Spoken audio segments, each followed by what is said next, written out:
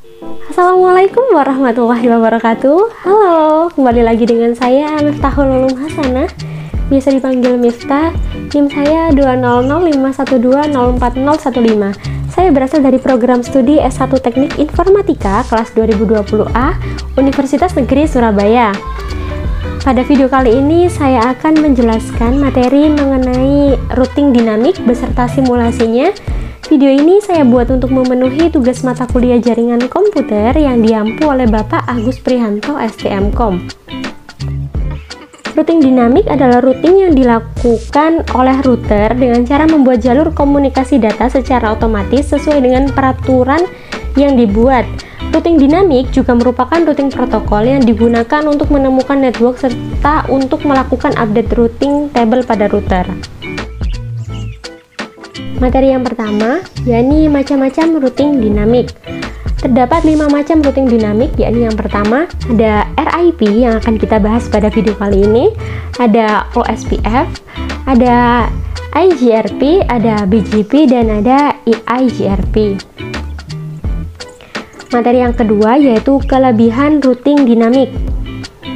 Kelebihan routing dinamik yang pertama adalah hanya mengenalkan alamat network yang terhubung langsung dengan routernya. Yang kedua, bila terjadi penambahan suatu network baru, tidak perlu semua router mengkonfigurasi. Yang ketiga, tidak perlu mengetahui semua alamat network yang ada. Dan yang keempat, lebih mudah untuk mengatur network yang besar. Selanjutnya ada kekurangan routing dinamik. Kekurangan routing dinamik yang pertama, yakni beban kerja router lebih berat karena selalu memperbarui IP table pada tiap waktu tertentu. Yang kedua, kecepatan pengenalan network terbilang lama karena router membroadcast ke semua router hingga ada yang cocok. Yang ketiga, yakni setelah konfigurasi harus menunggu beberapa saat agar setiap router mendapat semua alamat IP yang ada. Yang keempat, susah melacak permasalahan pada suatu topologi jaringan lingkup besar. Selanjutnya ada perbedaan routing dinamik dengan routing yang lain. Di sini saya memakai routing statik. Jadi perbedaan routing dinamik dengan routing statik. Pada routing dinamik berfungsi pada protokol IP, sedangkan routing statik berfungsi pada interrouting protokol. Routing dinamik merupakan router yang tidak dapat membagi informasi routing, sedangkan routing statik merupakan router yang membagi informasi routing secara otomatis. Routing dinamik tidak menggunakan routing protokol, sedangkan routing statik terdapat routing protokol seperti RIP atau OSPF. Selanjutnya, yakni video simulasi menggunakan aplikasi Cisco Packet Tracer. Simak baik-baik videonya ya. Sekarang saya sudah masuk pada aplikasi Cisco Packet Tracer. Langkah pertama yang harus dilakukan yakni membuat skema jaringan yang terdiri dari 3 buah PC, 3 buah router tipe PT, dan 2 buah server. Langsung saja kita masukkan semua komponennya.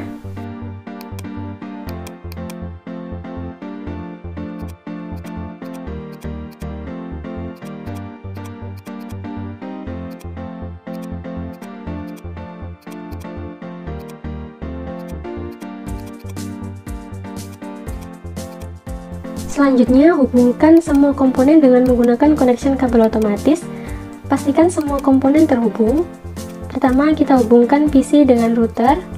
Lalu selanjutnya hubungkan server dengan router. Dan yang terakhir hubungkan router antar router. Langkah selanjutnya yakni mengaktifkan dan mengatur IP address pada setiap PC dan setiap server. Dimulai dari PC yang pertama.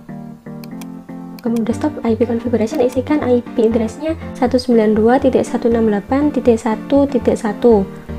dengan subnet mask-nya dengan akhiran 192 dan default gateway-nya kita isi 192.168.1.62. Lanjut pada PC kedua, kita isikan IP address-nya 192.168.1.65 dengan subnet mask akhiran 192 dan default gateway-nya diisikan dengan 192.168.1.126. Lanjut pada PC ketiga, kita masukkan IP address-nya 168.1.253 dengan subnet masknya dengan akhiran 128 dengan default gateway-nya 192.168.1.254.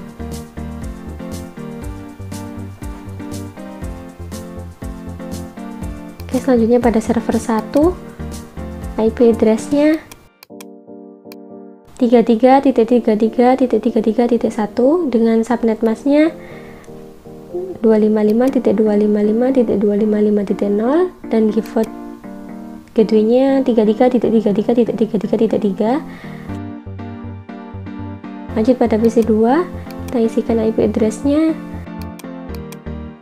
43.43.43.1 dengan subnet masknya dengan akhiran 255.0 dan default gateway-nya diisikan 43.43.43.3. Selanjutnya yakni mengatur dan mengaktifkan kabel fast ethernet dan kabel serial pada setiap router, dimulai dari router yang pertama, router 1 fast ethernet 0 kita aktifkan dulu, lalu isikan IP address-nya 192.168.1.62 dengan subnet masknya akhiran 192. Lalu pada kabel FA1 kita aktifkan dan isikan IP address-nya 192.168.1.126 dengan subnet masknya akhiran 192. Lalu kita aktifkan kabel serial 2 dan isikan IP address-nya 12.12.12.1 dengan subnet masknya 255.255.255.0. Lalu kabel serial 3-nya kita aktifkan dan isikan IP address-nya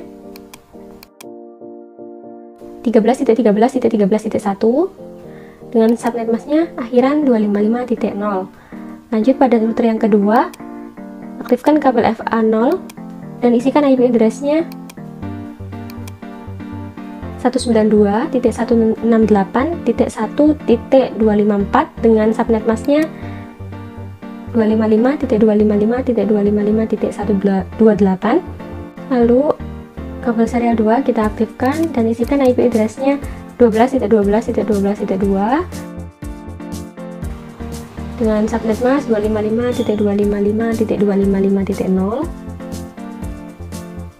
Lanjut kabel serial 3 kita aktifkan dan isikan IP address-nya 23.23.23.2 dengan subnet mask 255.0. Lanjut pada router 3, aktifkan kabel FA0 dan isikan IP address-nya 33.33.33.3 dengan subnet mask dengan akhiran 255.0. Lalu lanjut pada kabel FA1 kita aktifkan dan isikan IP address-nya 43.43.43.3 dengan subnet masknya dengan akhiran 255.0. Lanjut pada kabel serial 2 kita aktifkan dan isikan IP address-nya 23.23.23.3 dengan subnet mask 255.0.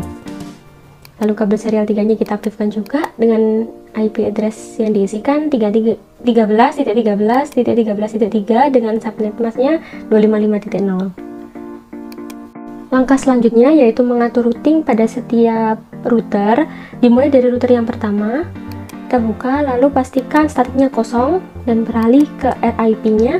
Kita isi RIP pertama dengan networknya 12.12.12.0, kita add, lalu network yang kedua 13.13.13.0, add, dan yang terakhir 192.168.1.64. Beralih ke menu CLI, kita ketikkan no auto summary.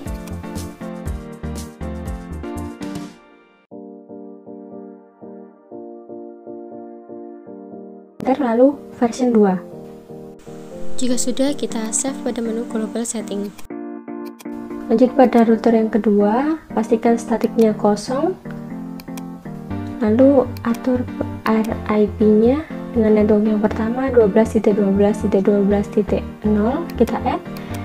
Lalu selanjutnya network kedua 23.23.23.0 kita add, lalu network yang ketiga 192.168.1.0 add. Beralih ke menu CLI, kita ketikkan no auto summary,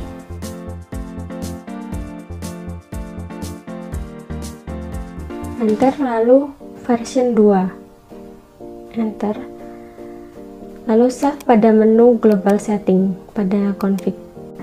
Oke, kita beralih ke router ketiga, pastikan statiknya kosong dan mulai isikan RIP nya dengan network yang pertama yaitu 13.13.13.0 add, lalu 23.23.23.0 add, lalu 33.33.33.0 add, dan yang terakhir 43.43.43.0 add.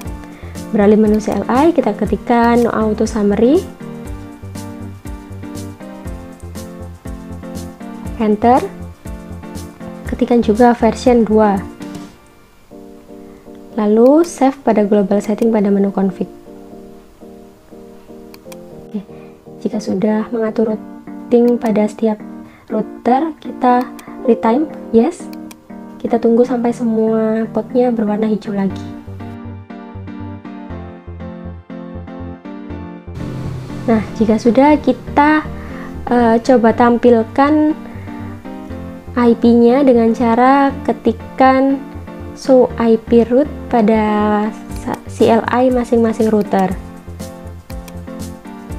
Ketikkan show IP root, enter. Nah, ini yang tampil merupakan default gateway pada router itu, router 1. Selanjutnya pada router 2 ketikkan show IP root, lalu enter, yang merupakan default gateway yang ada pada router 2. Lalu pada router 3 kita ketikkan juga pada menu CLI show IP root, enter. Nah, sama, yang tampil merupakan gateway yang ada pada router 3. Nah, sudah, ubah pada mode simulation show all none dan edit filternya menjadi ICMP saja.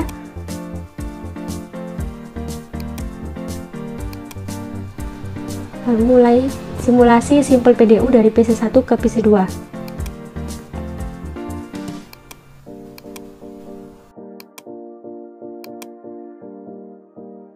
Pertama gagal, lalu kita reset dan kirim ulang.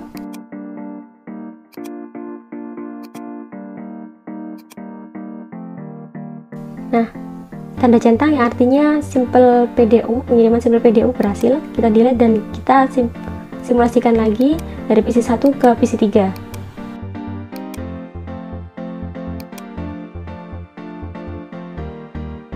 Kita reset dan kirim ulang. Sampai PC3 feedback ke PC1.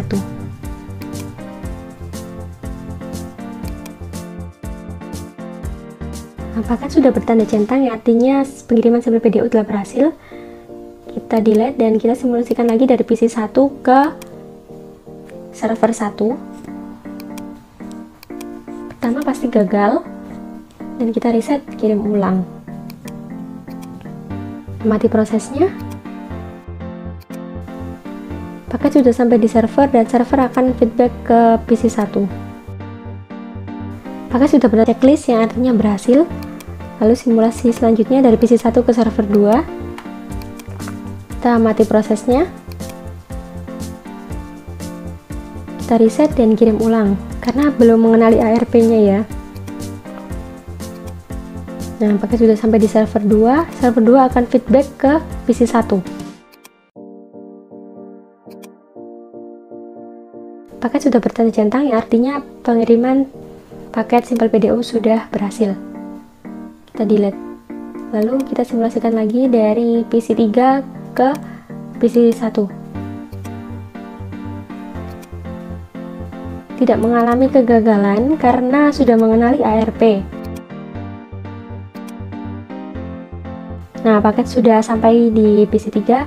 bertanda checklist yang artinya simulasi berhasil. Selanjutnya kita simulasikan PC3 ke PC2. Amati prosesnya.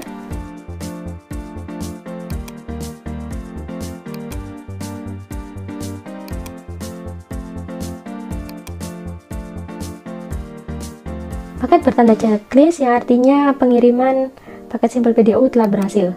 Dari selanjutnya kita simulasikan dari PC3 ke server 1, kita amati prosesnya.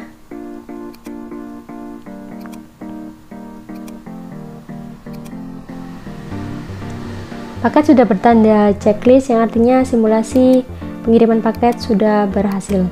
Selanjutnya dari PC3 ke server 2, kita amati prosesnya.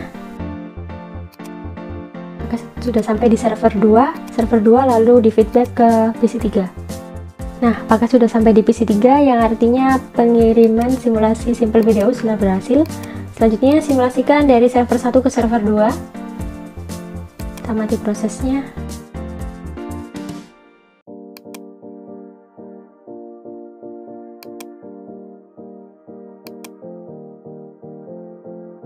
Sudah berhasil. Selanjutnya dari server 1 ke PC1.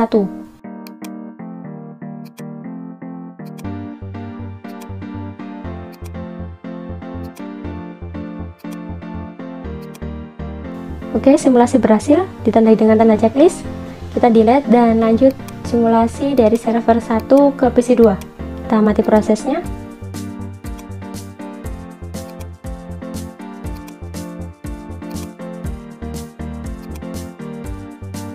Nah, paket sudah bertanda centang yang artinya simulasi berhasil. Sekarang kita simulasikan dari server 1 ke PC3. Sudah sampai di PC3, dari PC3 feedback ke server 1. Oke, paket sudah centang yang artinya simulasi pengiriman paket Simple PDO sudah berhasil. Kita delete, ubah ke mode real time. Lalu langkah selanjutnya kita tracing pengiriman paket Simple PDO yang kita simulasikan tadi, dimulai dari PC yang pertama, PC1, lalu menu command prompt, dan ketikkan preset spasi IP tujuan. Sekarang kita coba dulu dari PC1 ke PC2 dengan mengetikkan preset spasi 192.168.1.65. Enter, hasilnya yakni sebagai berikut. Lalu yang kedua PC1 ke PC3 dengan cara mengetikkan preset spasi 192.168.1.253, lalu enter, hasilnya sebagai berikut. Selanjutnya kita cek dari PC1 ke server 1 dengan cara mengetikkan preset spasi 33.33.33.1. Hasil yang tampil yakni sebagai berikut. Lalu kita tracer ke server 2 yakni preset spasi 4343.431, enter, hasilnya sebagai berikut. Oke, selanjutnya kita beralih ke PC3, command prompt, dan kita tracing dari PC3 ke PC1 dengan cara mengetikkan tracer spasi 192.168.1.1, hasilnya sebagai berikut. Selanjutnya dari PC3 ke PC2 dengan cara mengetikkan tracer spasi 192.168.1.65, hasil yang tampil yakni sebagai berikut. Lalu selanjutnya tracing dari PC3 ke server 1 dengan cara mengetikkan tracer spasi 33.33.1, hasilnya sebagai berikut. Selanjutnya kita tracer dari PC3 ke server 2 4343.431, hasilnya sebagai berikut.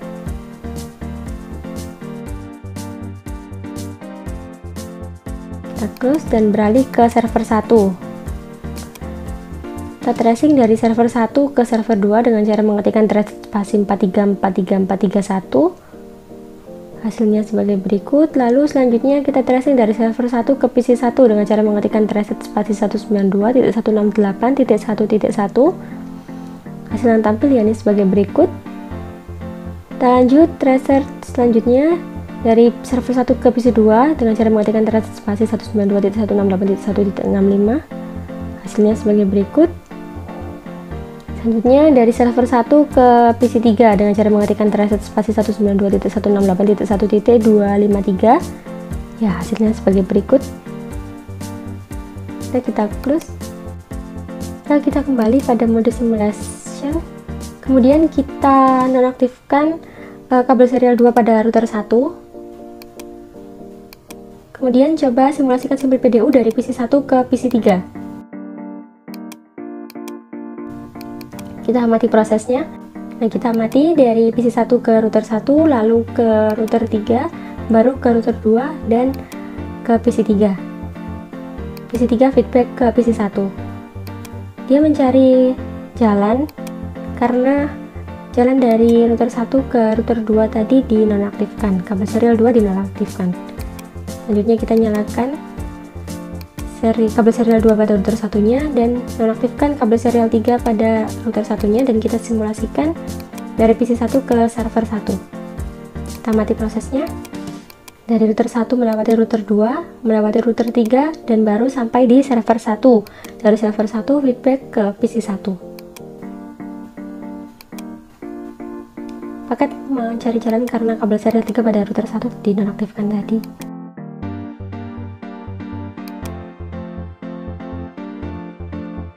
Sudah berhasil. Kita coba simulasikan dari PC 1 ke server 2. Dari router 1 ke router 2, lalu ke router 3, dan baru sampai di server 2. Dari server 2 feedback ke PC 1.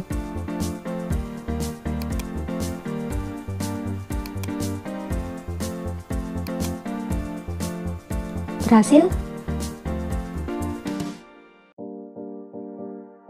Kita delete, lalu selanjutnya kita aktifkan kabel serial 3 pada router 1,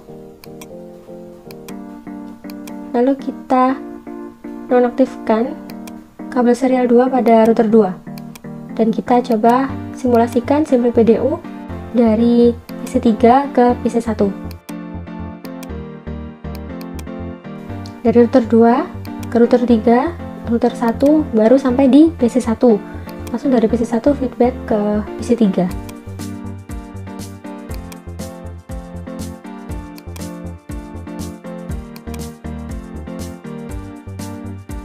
Oke, berhasil. Kita coba simulasi kan dari PC 3 ke PC 2. Ini sebenarnya sama sih, karena PC 1 dan PC 2 sejalur. Dapat dilihat dari router 2 ke router 3, lalu ke router 1, baru di PC 2. PC 2 feedback ke PC 3.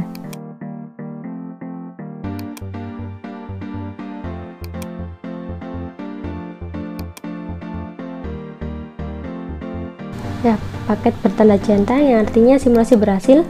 Kita delete dan kita nyalakan lagi, aktifkan lagi kabel serial 2 pada router 2, dan kita nonaktifkan kabel serial 3 pada router 2. Kita simulasikan simpel PDU dari PC 3 ke server 1.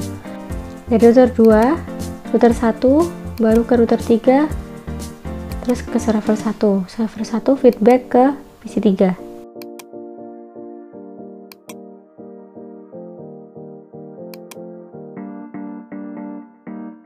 Apakah sudah bertanda centang yang artinya simulasi berhasil. Kita delete, lalu kita simulasikan dari PC 3 ke server 2. Dapat kita lihat pengiriman paket dari router 2 melalui router 1, melalui router 3, baru ke server 2. Lalu dari server 2 feedback ke PC 3.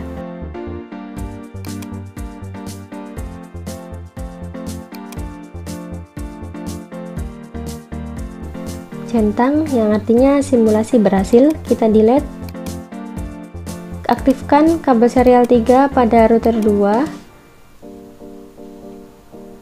dan kita nonaktifkan kabel serial 3 pada router 1. Kita simulasikan dari server 1 ke PC 1. Dapat dilihat bahwa dari router 3 berjalan ke router 2, ke router 1, baru ke PC 1. PC 1 feedback ke server 1.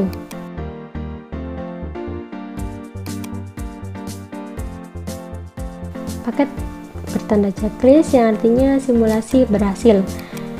Kita simulasikan lagi dari server 1 ke PC 2. Kita amati dari router 3 ke router 2 ke router 1, lalu baru ke PC 2.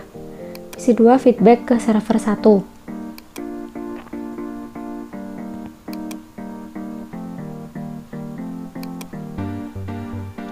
Paket bertanda checklist yang artinya pengiriman simulasi Simple PDU telah berhasil. Kita delete. Selanjutnya kita nyalakan kabel serial 3 pada router 1 dan nonaktifkan kabel serial 3 pada router 2. Kita simulasikan Simple PDU dari server 1 ke PC 3. Dapat dilihat bahwa perjalanannya dimulai dari router 3, dikirim ke router 1, lalu selanjutnya ke router 2, baru dikirim ke PC 3, lalu dari PC 3 feedback ke server 1.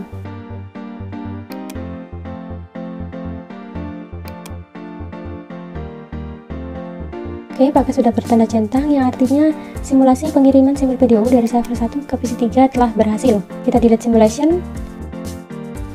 Semua langkah-langkah simulasi routing dinamik sudah dilakukan, yang artinya simulasi telah selesai.